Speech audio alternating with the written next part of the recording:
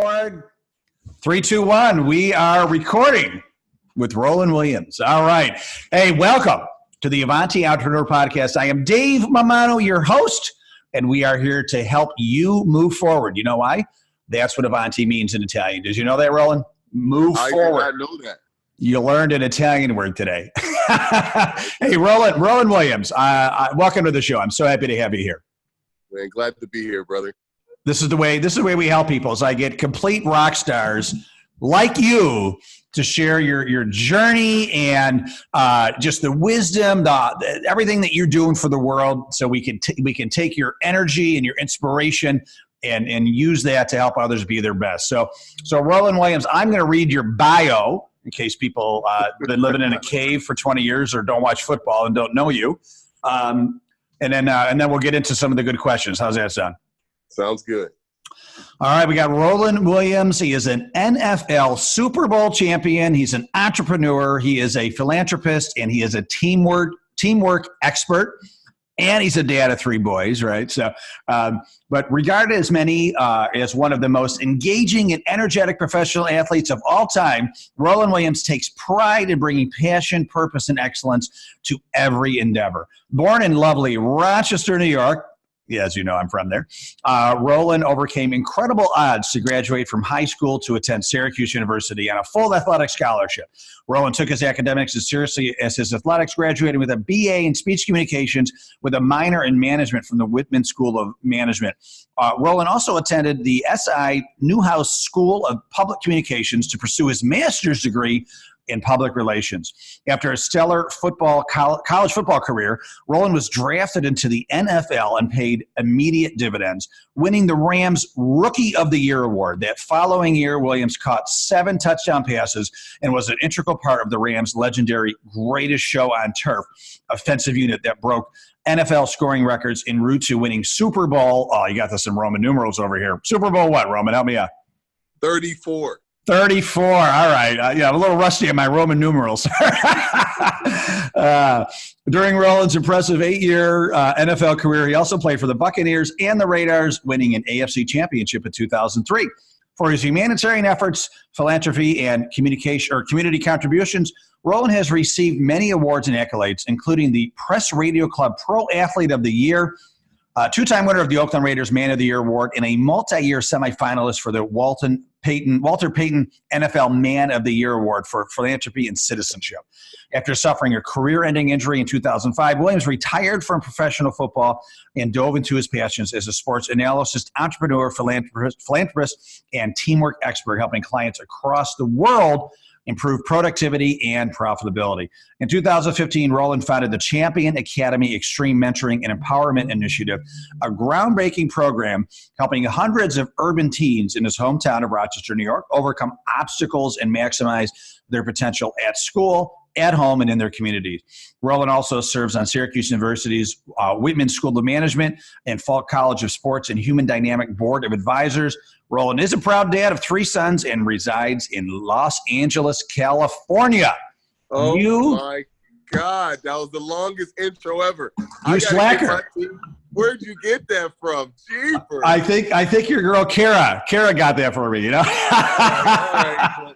Well, one of our areas of improvement, I think life is about upgrading and never settling. We must consolidate that bio. My God. Well, we love Kara Capullo from Rochester. We also got to give kudos to Stephanie Armstrong from Rochester for reconnecting us. But so that's one hell of a bio. And really, how do you shorten that? I mean, everything there is really a concise tip of the hat to everything you've done. Congratulations. Certainly no slacker, right? And I'm really proud that you're from Rochester and you know, you had said you came from a challenging environment, and those from not Rochester that are not from Rochester, you know, it's a smaller city, but it's a city that has a really kind of rough reputation with its city schools, unfortunately, right? The graduation rate is abysmal. And, you know, Rochester has been really, you know, in the past has become a very, very segmented city. City schools are rough. The suburb schools are fantastic. A lot of work to be done to try to fix that problem. And so you came from, circumstances like, inner city of Rochester where nobody would have blamed you if you didn't turn out that great. I mean, they would have understood, made excuses, right? But you didn't let that stop you, and that's one of the reasons why I love you. You're a great example of getting punched, with life, but yet you kept on fighting back and like seeing what you could do to overcome any obstacles and be your best. And now, I'm sure that you're able to rest on your laurels a little bit. Had a great career in football, et cetera, and business. But you've taken your experiences in life, good, bad, and ugly, and your mission now is to help others be the best they can be. And here, I know you live in LA, sunny, beautiful palm trees, yet you come back to Rochester, New York, even in the winter, to help your hometown, help a kid's hometown. Champion Academy, I know all about it. Tell us, first and foremost, what inspired you with everything that you could be doing, right? I'm sure you could be doing a lot more, money-making activities, right? Yeah, you're doing this labor of love. How did you come up with this idea? What inspired you to actually pull the trigger to make it happen? I think there's a few things I learned growing up, man. Phrases from my grandmother. One of them is, to whom much is given, much is required. And I had a chance to, because of a lot of people pouring into me, had a chance to overcome a lot of adversity.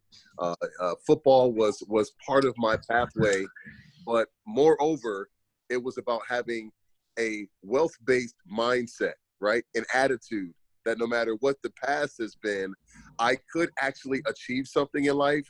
And so to have success, to live in a gated community in Los Angeles, raising my 3 sons, living my life, when you see what's happening in Rochester and across the country, bro, I couldn't pass up on this new battle.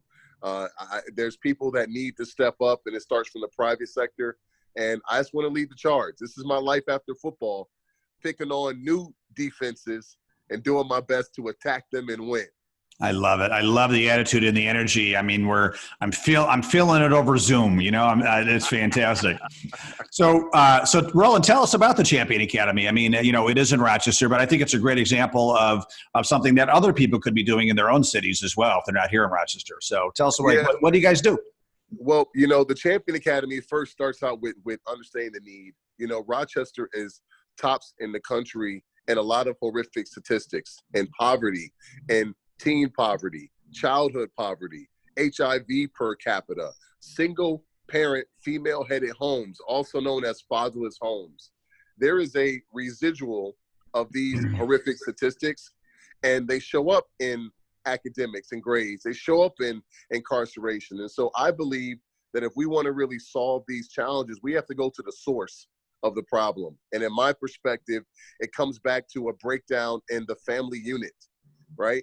It is not the job of educators, social workers, police officers to help my 3 sons be positive and productive citizens, at least open to learning and growing, right?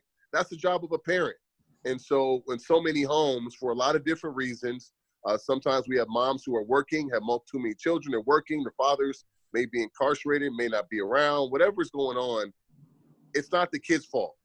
And so the Champion Academy is just an insertion into the root cause of the problem to help provide some more home support, right, of mind and spirit.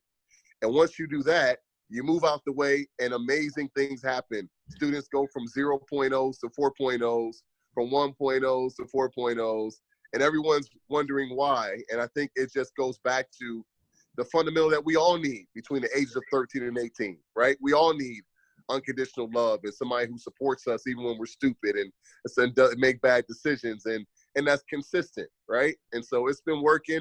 I'm working on making this a national model that we'll be able to share with the country. We're headed into year 5, and we've had some extraordinary results. So it's fun, man. It's a new challenge. I get to use like my Syracuse education. Also went to Wharton when I got out the pros. I get to use like business mind and also like my social worker mind. Like my dad worked in youth development for a lot of years. So, it's just a great journey, man. And it challenges me more than you guys can ever know. Well, and it's a good challenge. And, my previous business, we helped high school students with college, career, and life planning, right? And I would go into the city schools quite often and do motivational talks and just try to inspire them. And and I was saying some pretty basic things, right? Sometimes, but for them it was the first time, right? And I think we have to remember, even though we learned it, we know it, we think we take things for granted.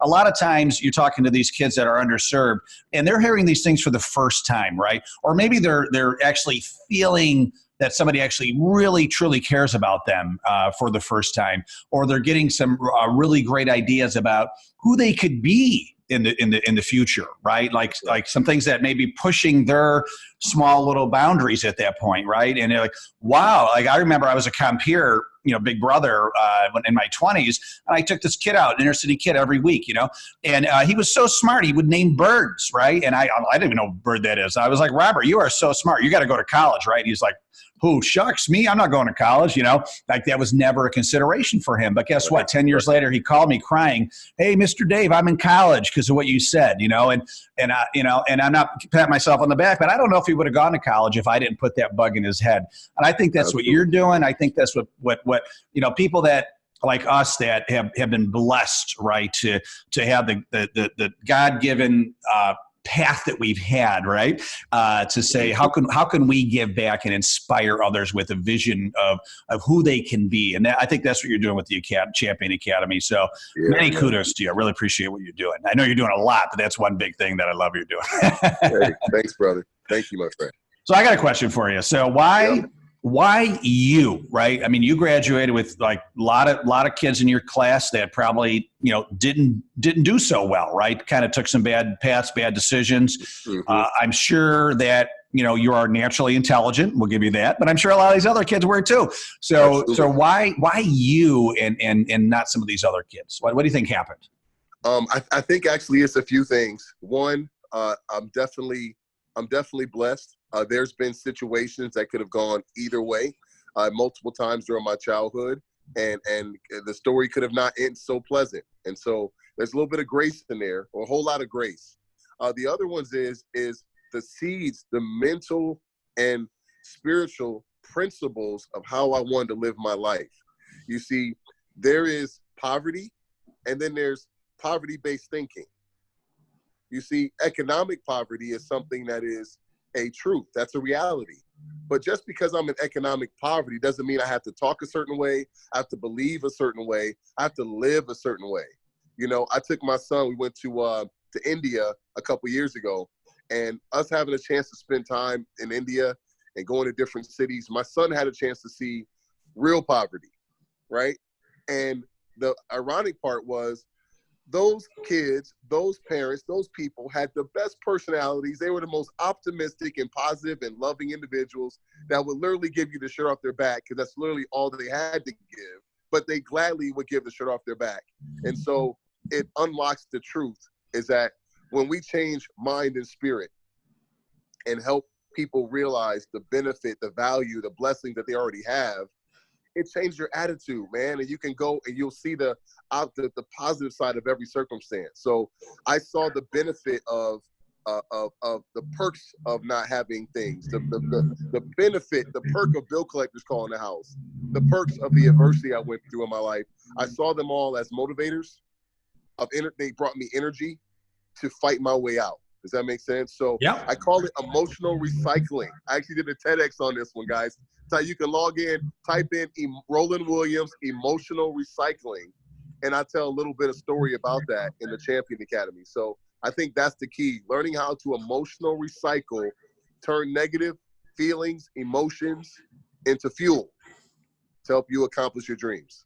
I love it. I love it. Well, and it goes back to a lot of ancient principles that kind of in one way or shape is, you become what you think about, right? You're gonna Zig Ziglar used to say garbage in, garbage out. And conversely, you put good things in and you put enough good things in, things start to happen. Right. And, that's right. And so, now today, so a lot of Avanti, listeners they're entrepreneurs, right? And so let's get into you, because you're an entrepreneur, right? And and you got a lot of things going on, right? You got 3 kids at home. You're a businessman. You do a lot of philanthropy. You're doing the Champion Academy. You travel, and I'm sure you have a social life, right? I'm actually here in Las Vegas right now. We just finished up with a celebrity poker tournament for the Raiders Foundation. And I don't play poker, but I played amazingly well last night and almost made it to like the final 30, which was so good. And it was hilarious. So, yes, so I do travel. Yes, I'm literally living that life right now. Yes, please continue. Yeah, so no, so I think the point is you got a lot going on, right? In fact, we got 5 minutes left because an Uber's coming to get you for your next activity. So before we go, I just want to give our Avanti family here some productivity tips, because you're obviously, I'm sure sometimes you feel like, you are frenetic and a lot of balls in the air, but what are some instigative habits that you do every morning, every day, every week to make sure that you are in just top condition to be your best and stay organized and get everything done that you want to get done? Do you have some habits that we can learn? I will. The first one is a secret sauce, a big row, is to start every day out with gratitude. Mm-hmm. To take a moment, whether it's 60 seconds, 5 minutes, whatever it may be, to make sure you start out your day for a sense of humility. They say gratitude sets the attitude for altitude. So we ain't starting the game out unless there's a spirit of gratitude to get the game started. So that sets me in the right mood every day, right? I think it's about trying to activate yourself, right? There's our physical self, there's our spiritual self, there's our mental self. And I think it's about trying to activate each of those. For me, I try to prioritize my days a day in advance to be clear on sort of what my key objectives are for the day. And that helps me out a lot. And the other one is, this is sort of weird, man, but I'll tell you it's real. Get the physical body going. Drink that water. Yep. Drink that water as soon as you wake up, man. That's funny you say that. That's so I created I call it my Dave dashboard, right? So Google Doc, and my computer opens up to it every morning, and it's just like the list of things I need to do every day to be my best. First on that list is drink 20 ounces of water, because you're right. You wake up dehydrated, right? And boom, I pound that, right? And then I pray, and then I read my visualization. I got a whole routine. It works for me. You're doing what works for you. So Roland, you are super fantastic. I'd love to have you on the show again when we got a little more time. I also have a local TV show when you're in Rochester. I'd love to have you on that as well. I'm kind of a big deal in Rochester. No, I'm just kidding. I'm no row, that's for sure. I'm no row, but I'm working on it. So I said one of the things I realize I'm passionate about from a business perspective is I understand by playing in the Super Bowl and going through everything I've gone through, the power of team, the power of collective. And I realize how much time employees and our own selves, we're our own entrepreneurs, we can waste so much time. And we can do things that are counterproductive for our own team outcomes. And so I started consulting teams, executives, CEOs, doing that work. And that's been so rewarding, man, to get into the corporate space to say, how do I help these corporate athletes, whether you own your own business or you have a staff of 100, how do I help do that? Because get this, here's one I'll leave you with. They say the average person wastes about an hour, at least an hour every day, on frivolous activities that are maybe either redundant, that could be made efficient. At least 1 hour. It's usually between 1 and 3 hours a day. If you are someone who does that over the course of a year, that's like 15 days that you work for free. Wow. Per employee. Yeah. So if Roland can help you cut that number in half, literally there's an economic value. And so I'm excited about moving on to that next one. I got a few books I'm working on. I got some exciting stuff. And I was just on Shark Tank a couple months ago. Did you see that? I did not. I think I saw a post about it, but I didn't see the show yet. Oh, yes. So we got a new line. We're starting an executive line called the Pocket Square Doctor. Look, it's literally like a device that you use for like your pocket square. It holds the phone. Anyway, it's a whole cool deal. Look at that. But, bro, I said when I come back to town, we got to sit and talk about everything, and let's see how we can – I'll come back and give away some stuff to some of your guests on your podcast. Roland, I would love that. Love that. Please have your people get in touch with my people, and my people is me. Your people, right? Would love to see you. We'll go out for either something healthy or a garbage plate. Whatever you're in the mood for. All right. Awesome, brother. All right, Roland Williams, thank you so much. Wish you massive continued success. Actually, before you go, people want to get in touch with you, learn more about you. What are some of the ways they can go online? They can go to rolandwilliams.com is my personal website. You can sort of find out about my whole world from there. But rolandwilliams.com is just a place to go. And I appreciate everybody's support. And those that don't know me, wonderful to meet you. I love it. Roland, thank you so much for doing what you're doing. I'm very glad you were born. All right, brother. I'll tell my mom. Yes, thank her for me, please. All right, man. Yeah, thank you, Roland. Thank you, Avanti listeners. Appreciate you. You go to AvantiEntrepreneur.com to listen to this podcast again, many more, all of our services, AvantiEntrepreneur.com. And before you go to that, go to RolandWilliams.com. All right, thank you, Roland. Have a great rest of the weekend. I'll talk to you soon. All right, man. Talk to you soon. All right, take care. Bye-bye.